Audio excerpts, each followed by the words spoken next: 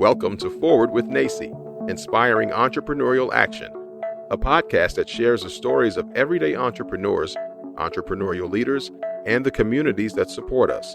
We hope that this diverse collection of stories brings you inspiration, inspires you to take action, and ignites entrepreneurship in your community as we make our way forward together.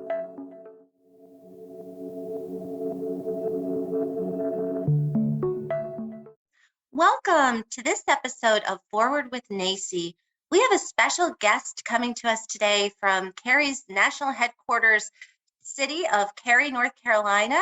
Her name is Cary Heise. So she is smiling at me through the camera, and we're really excited also to be celebrating Women's Entrepreneurship Week. So Cary, thank you so much for being with us today. Both Natalia, our producer, and some of other staff have looked at your website, have experienced your products. So I appreciate you making time for us today. And as we get started, tell our listeners a little bit about you. You know, what's your background?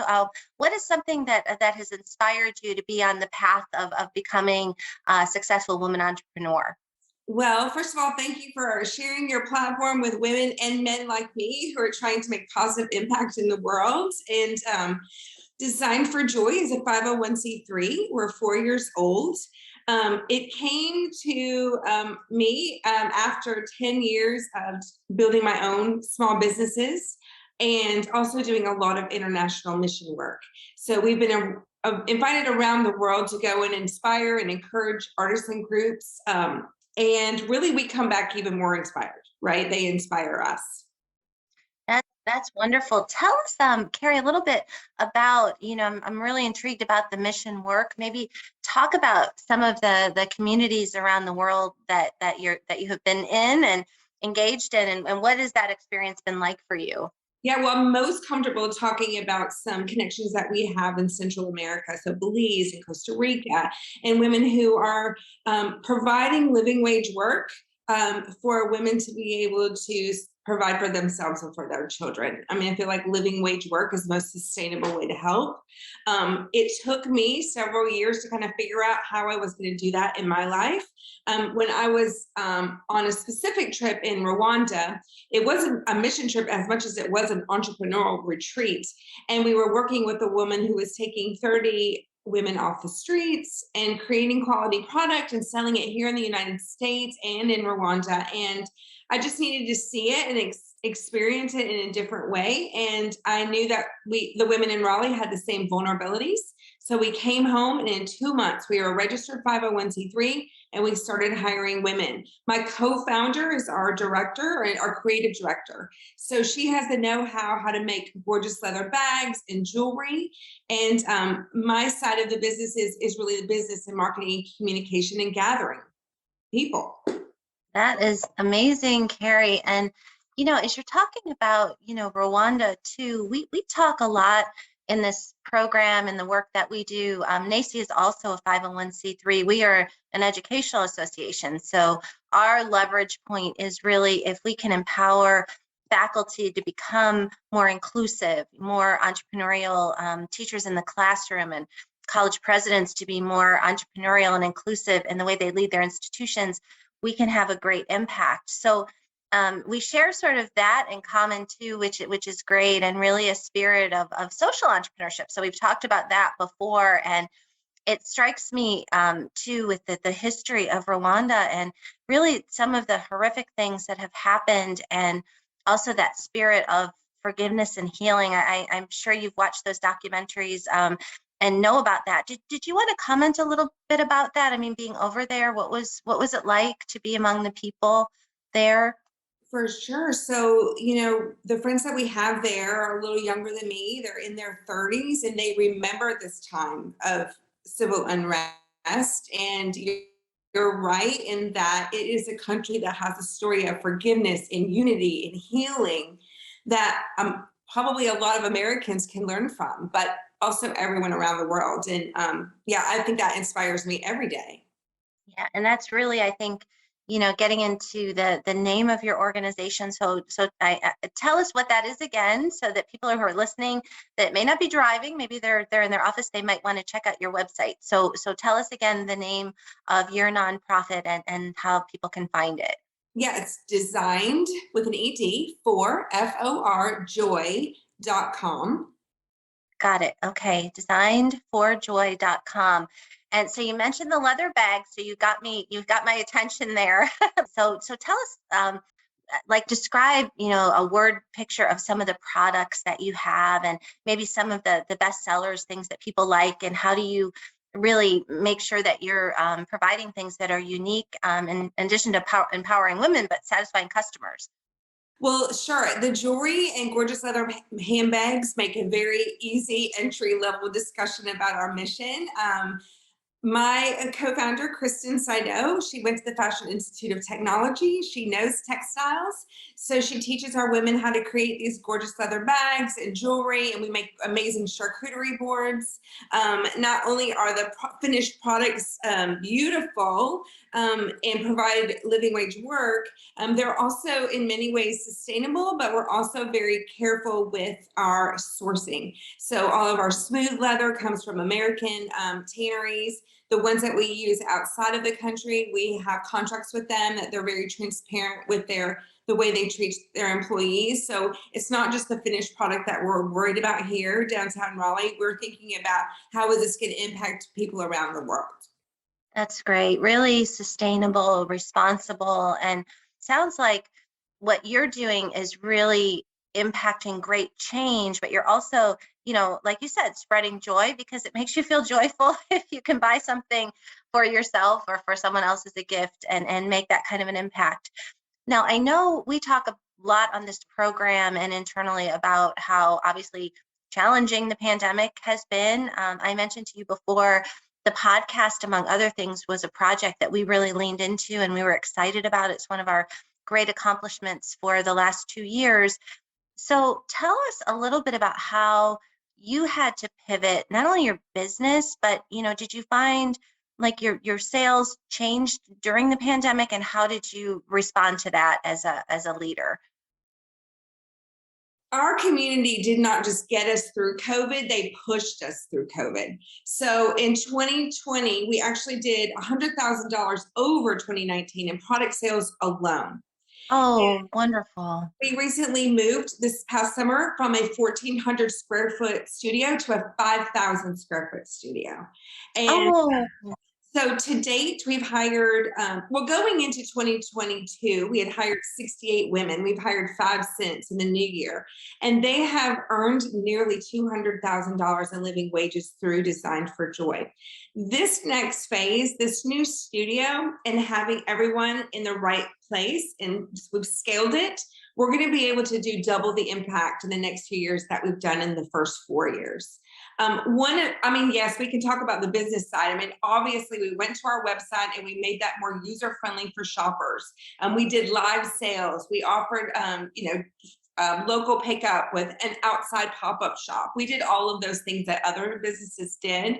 But what I'm most proud of is we work with the Women's Center here in downtown Raleigh. They offer resources for women who are experiencing homelessness. And what we were able to do with them is create a day work program. So for women who were really needing survival funds, they would come in, they would work on one specific product, we would feed them, we would love them all day, of course, and then we pay them cash at the end of the day. So this was a way for us to make a wider reach during such a difficult time for so many people. And for some women, that was a hotel room or medicine or a bus ticket. But it's just a really intimate way that we're making an impact with our other nonprofit friends. I love how you talked about really loving and caring for people, and that is really transformative, and just it just makes me feel good to hear that. Now, I guess one thing, it might be a little more difficult to talk about, but I think it's important for people to be aware, is your mission is really to help people have an off ramp to the trafficking issue. So for those people who may not be familiar with that, how pervasive a problem is that? How might we know if, we're in an airport or something like that? Tell us how we can become more aware and if there are things that we can do to help in a positive way.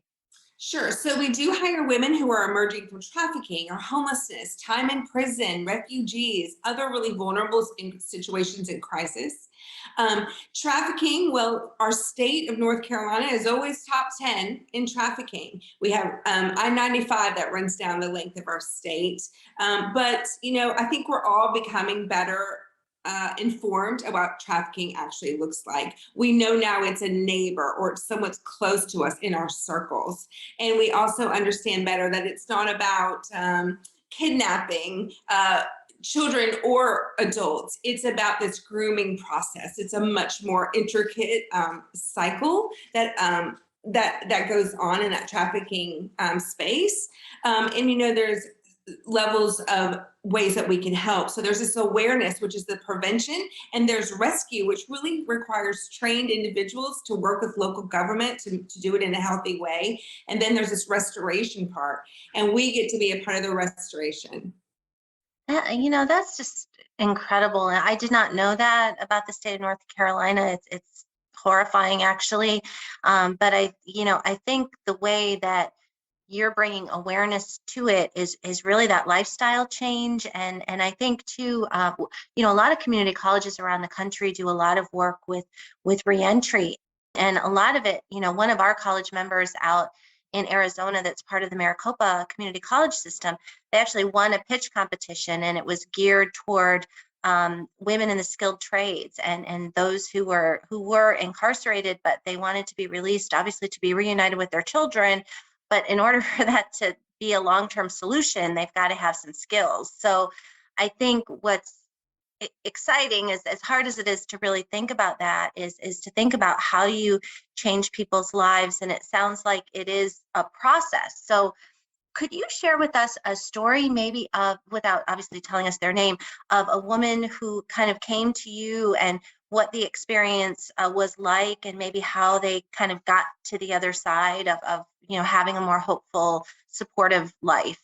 Yes, well, we do have plenty of stories. We do hear really difficult things in our space, but we also always feel and see a lot of hope.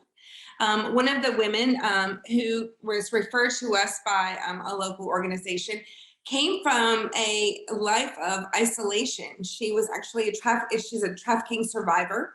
When she came into our space for work, she'll even admit she wasn't really easy to work with. She found it very difficult to be in this space with other women specifically, because that's who we serve.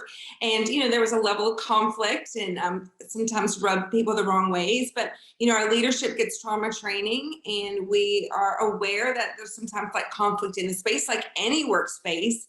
It's just that the women that we serve are at this level of trauma that we need to be ultra sensitive to.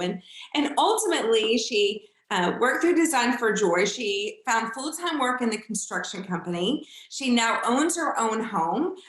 She came by recently to buy something for a gift, and she brought her new puppy. And we got to celebrate this new puppy with her. And that sounds maybe small, but to really be responsible for this other living being and have the funds and the love to share with it is a really big thing to celebrate in her world. And so we get to be lots of great stories. Women getting housing after being homeless with their children, or getting their GED, or going to Wake Tech. We have a 22-year-old Syrian refugee who's now taking classes at Wake Tech, and we get to be a part of that. That's awesome. We love Wake Tech. We actually leased space at Wake Tech. So we feel like we are maybe not part of the core family, but we're the extended family. We love the work that we do. In fact, our space, we see a lot of ESL classes, and sometimes students will wander into our space and we get to, safely interact with them. The pandemic has changed it a bit. But what was interesting that you talked about a puppy, and I'm an animal lover. We also have, my family adopted a pandemic puppy. So it was one of the things that brought a lot of joy into our lives. But I was reminded of a friend that I had years ago when I was in graduate school. He was a DEA agent, and he went deep undercover, and they're trying a very dark place to be. And he shared a story with me one time, all he would do is just go to work and go home. He didn't take care of himself. He didn't even have dishes in his apartment. So the best thing he ever did was to adopt a dog. So it gave him sort of that unconditional love that allowed him to sort of re-enter society and really bond with another being, while it wasn't a person. But then later on, he got some help and support, and then now is married and has a middle school age son. So I think what I hear you say, Cary, it's like holistically, it's the whole thing. And one thing I'd love for you to talk about, maybe give us a couple tips, because all of us have to deal with office conflict. I'm one who loves harmony, so it's something that I struggle with when people aren't getting along, is how do you make it better and not worse? So maybe give us a couple tips that maybe work in your world that perhaps we could apply to our work settings if we want to really address, people that aren't getting along, or maybe people are suffering from, post-traumatic stress of some sort that we're not aware of. So anybody who's listening can jot these down. I'm going to write it down too and try to apply it this week.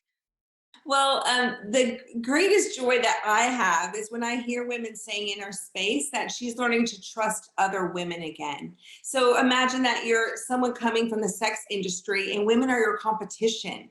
And there's this level of fear and this hierarchy in this world, and no one's for you or encouraging you.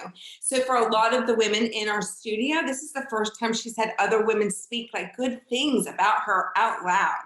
And so that's like the biggest reward. And regarding like conflict, we certainly discuss and we coach our leadership all the time. I think when you can start feeling emotions start to rise, being able to recognize that and knowing what action steps to take. And it depends on the person. Do they need to go outside and take a breath? Do they need to just go get a cold cup of water to cool down? And just kind of knowing what our triggers are. For some of our women, like having men come in the store, whether it be to shop or whether it be to do some electrical work. Like these are triggers that we have learned for our women, and they can address them before things get tense. And we need the support. So we have a couple of therapist friends and nonprofit leaders who will come in and do the trauma training for our leadership to just help us even be better aware of addressing these issues and preventing them as well. Oh, wow, that's great. It sounds like you become better at sort of diffusing situations. And I've always thought about that too. Sometimes if something is bothering me and I kind of carry it around, you have to address it. And sometimes if somebody is very upset, that's not the moment to do it. But trying to sort of lead with compassion, it sounds like, but have, direct, kind but firm conversations about people. And that's how you build and rebuild trust. And I imagine that takes a while, but it's really sort of the culture that you've established to do that. So I'm excited to learn more about your work and how we might support it. I'm hoping that I can make it into your store to see it and to meet you, and really to be supportive of what you're doing. But as we kind of wind to a close, I'd love for you to talk with us a little bit about, because, with me, joy is a very important thing. It's something you have to cultivate in your life. What do you feel joyful about the most this year, as things still are not resolved, obviously, with the pandemic. We have a litany of issues that is affecting our country. But tell us, even beyond the work that you're doing, when you look sort of, into society, what are the things that give you great hope? Well, I have two teenagers, and they're out of that icky tween teen phase, and they are starting to come into their own. And we have a level of friendship, and they push me every day to be more inclusive, to look at equity differently. And I feel a ton of hope when I see my children and how they're interacting with the world. That is wonderful. And I have two children too. And I was talking with somebody about that the other day. I'm just, that is the greatest blessing in life, even through the challenging times. So, that they teach us, right? They're our greatest teachers, even at times when we're not really wanting to learn those lessons. We do that. So, Cary, I'm so excited about the conversation that we had. And I really encourage people to visit your website. Where is your store located in Raleigh? We do have a good number of listeners in the area that might want to stop by. Yeah, we're in the warehouse district now. We're on 517 West Cabarrus Street, across from the old train station. And yeah, we're super excited to be back downtown in the heart of Raleigh. That's great. Now, are you involved with the Raleigh Chamber, or are there other nonprofits that you get engaged with? Well, we have tons of nonprofit friends. We have referring partners. We have mentors through them, and we are connected to the chamber in that we are one of Leadership Raleigh's nonprofit groups. Awesome. Oh, that's wonderful. I serve on the board of the Cary Chamber, and I love those people and I love that work. And it's on our list to get more involved with the Raleigh Chamber. And I'm really happy that they were smart enough to connect with you. So thank you, Cary. Thank you, everyone who's listening today. And as you go about your day, think about what you can do to not only sort of follow Cary's example, but really to make the world a better place. Thank you for joining us today. We hope that you will continue to explore the many ways to define entrepreneurship with NACCE as we celebrate opportunity, failing forward, and success, learning from one another along the way. Subscribe to this podcast on your favorite platform and follow at NACCE on social media and learn more about us at nacce.com/podcast. Stay tuned for a new episode each week. We look forward to making our way forward together with you. Have you heard about our latest book, Impact Ed: How Community College Entrepreneurship Creates Equity and Prosperity? This is our roadmap for building back better in 50 states and globally. In each chapter, we share the inspiring stories of everyday entrepreneurs and explain how community colleges play a crucial role in their success. Visit us at nacce.com/impacted to order your copy now and join us in this work. Are you curious about what's coming up next in the NACCE community? Join us on the second Wednesday of every month at 12 p.m. Eastern to set yourself up to be productive and impactful with NACCE by your side. We'll share about events, ways to get involved, and we'll have an open conversation featuring questions you're asking or problems you're facing. So join us on the second Wednesday at 12 p.m. Eastern for Up Next with NACCE. More information at nacce.com/upnext.